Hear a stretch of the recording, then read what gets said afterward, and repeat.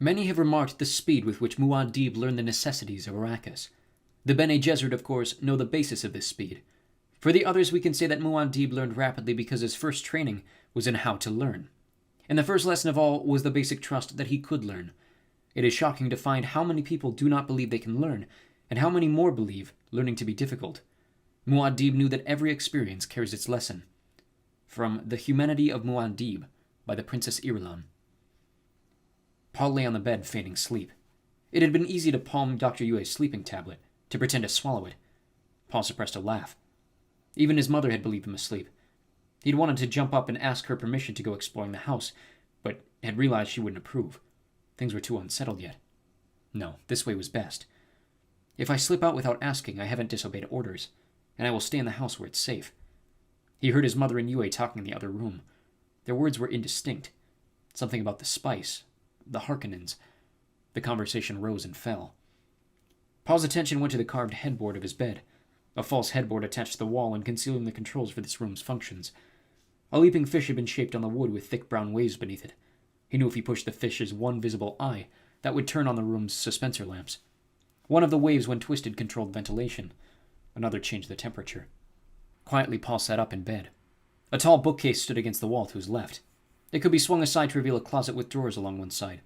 The handle on the door to the hall was patterned on an ornithopter thrust bar. It was as though the room had been designed to entice him. The room and this planet. He thought of the film book Dr. Yu had shown him. Arrakis, His Imperial Majesty's Desert Botanical Testing Station.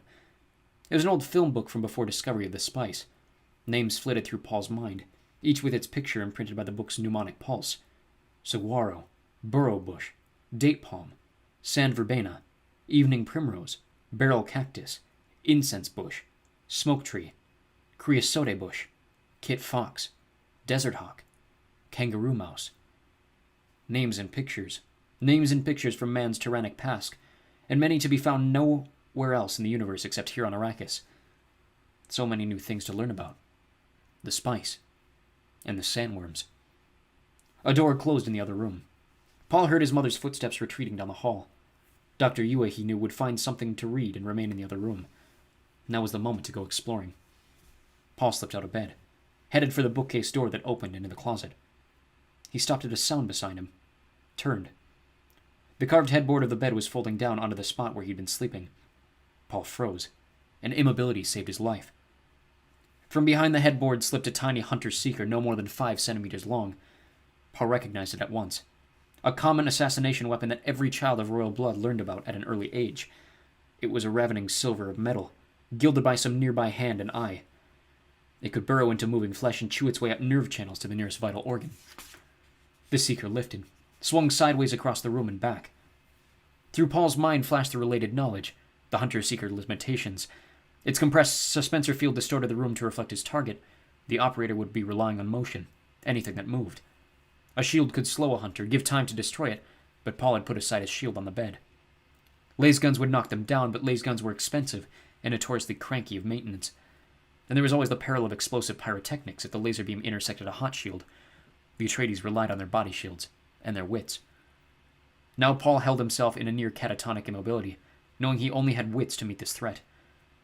The hunter-seeker lifted another half-meter. It rippled through the slatted light from the window blinds, back and forth, quartering the room. I must try to grab it, he thought. The suspensor field will make it slippery on the bottom. I must grip tightly. The thing dropped a half-meter, quartered to the left, circled back around the bed. A faint humming could be heard from it. Who's operating that thing? Paul wondered. It has to be someone near. I could shout for Yue, but it would take him to the instant the door opened. The hall door behind Paul creaked. A rap sounded there. The door opened. The hunter-seeker arrowed past his head toward the motion. Paul's right hand shot out and down, gripping the deadly thing. It hummed and twisted in his hand, but his muscles were locked onto it in desperation. With a violent turn and thrust, he slammed the thing's nose against the metal doorplate. He felt the crunch of it as the nose eye smashed, and the seeker went dead in his hand. Still, he held it, just to be certain. Paul's eyes came up, met the open stare of total blue from the shut-out mapes. Your father has sent for you, she said. There are men in the hall to escort you. Paul nodded, his eyes and awareness focusing on this odd woman in a sack-like dress of bondswoman brown. She was looking now at the thing clutched in his hand. I've heard of such like, she said. It would have killed me, not so? He had to swallow before he could speak. I was its target. But it was coming for me. Because you were moving. And he wondered, who is this creature? Then you saved my life, she said. I saved both our lives. Seems like you could have let it have me and made your own escape, she said. Who are you? He asked.